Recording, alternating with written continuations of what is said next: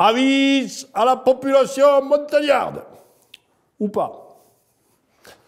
Eu égard aux vertus inaliénables de la sieste et des plaisirs des piqûres, eu égard aux générations d'insectes et de gastéropodes sacrifiés par les godasses des arpenteurs des cimes, eu égard qu'à un sommet conquis succède toujours un sommet à conquérir, rendant vaine la démarche de la marche, eu égard au fait indéniable que le randonneur revient toujours à son point de départ pour se siffler une petite mousse.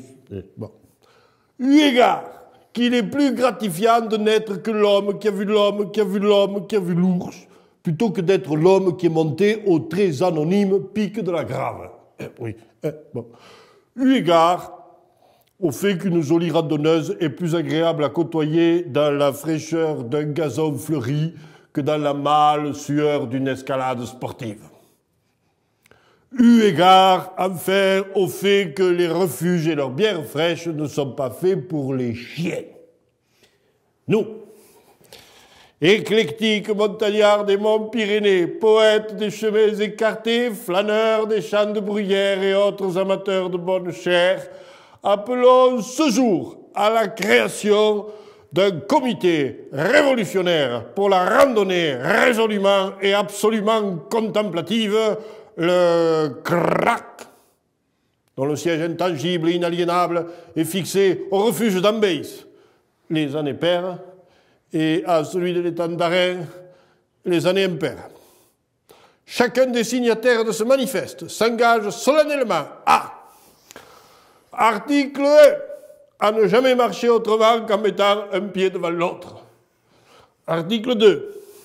À ne se servir de son piolet que pour désigner les sommets avoisinants à ses camarades. Et abiner les patates. Oui. Article 3. À contourner toute difficulté technique par le chemin le plus facile, après l'avoir toutefois salué d'un bout du corps de circonstance. Article 4. À prévoir un confit de canard et une gourde d'anisette à chaque sortie. Et les végétariens ils pourront bénéficier d'une dérogation si jamais ils portent les confits. Bon, d'accord. Article 5. À saluer le passage de la faune sauvage par la formule rituelle, bout du corps, une marmotte. Et s'il s'agit d'un ours? Ils diront, au bout du corps, une grosse marmotte, pour pas agacer la population locale. Voilà. Et s'il s'agit d'un isard? Bon, on va pas y passer la nuit sur les formules rituelles, ils diront ce qu'ils voudront. Allez. Article 6. À considérer le ronflement de ses congénères comme la marque d'une bonne santé et d'un caractère radieux. Article 7. À ne retenir que les seuls horaires des repas en refuge et en aucun cas celui des ascensions. Article 8.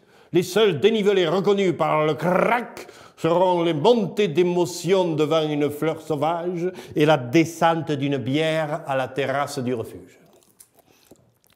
Tout membre du CRAC, surpris en possession d'une carte, boussole, altimètre et surtout d'une montre, sera immédiatement radié. Bon, sauf s'il paye la tournée. Hein, bon. Article 10. A contrario, tout randonneur surpris en pleine contemplation et les doigts de pied en éventail sera admis comme membre du CRAC. Camarades montagnards, renoncez à la course aux altitudes et rejoignez-nous dans le CRAC. Un avenir contemplatif nous attend. Ouais. Bon, tenez-vous fiers, restez couverts et vivement le CRAC.